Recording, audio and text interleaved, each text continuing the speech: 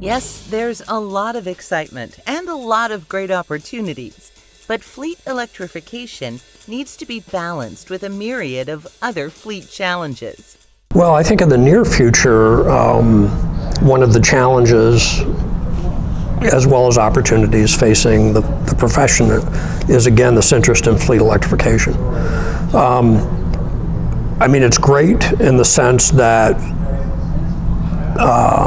fleet owners' appetite for adding electric vehicles to the fleet is going to force them to come to grips with the adequacy of their spending on vehicle replacement in general. But because it's going to force them to come to grips with it, that's going to highlight an area of weakness for a lot of fleet owners, which is that they don't spend enough money on replacement.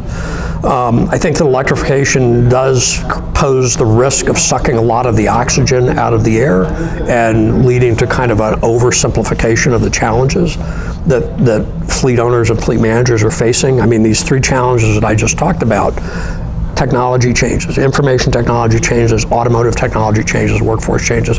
They have nothing to do with fleet electrification per se.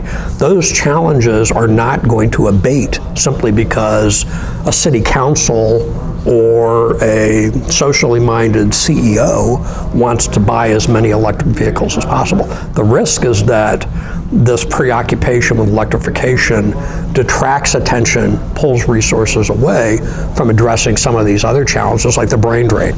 You know, what are we going to do to arrest the erosion of institutional capability as our baby boom generation mechanics all head into retirement? How are we going to deal with that? Are we going to develop an apprenticeship program? Are we going to partner with other fleet owners and try to leverage economies of scale? Are we going to outsource more of the maintenance and repair of our vehicles? Are we going to replace vehicles more frequently so that they spend less time in the shop and we don't need as skilled a workforce? So there are a lot of different ways that organizations can deal with one of those aspects of the perfect storm, changes in workforce. It's kind of hard, though, to develop a coherent strategy when you're being pulled in the direction of electrification. Now, is electrification going to help address some of those challenges? In the long term, yes, it will, because we all know that an electric vehicle with a direct drive motor is a much simpler vehicle to maintain and repair. Okay, but in the short term, the challenge is that adding electric vehicles to a fleet increases the cost of fleet replacement. And in a lot of industries, what we see over and over again is that fleet owners haven't been doing a very good job of replacing their less expensive conventionally fueled vehicles.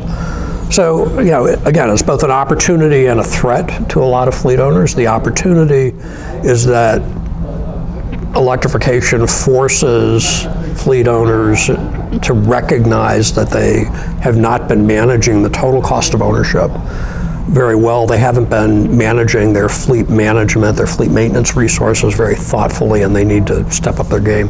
That's the good thing about it.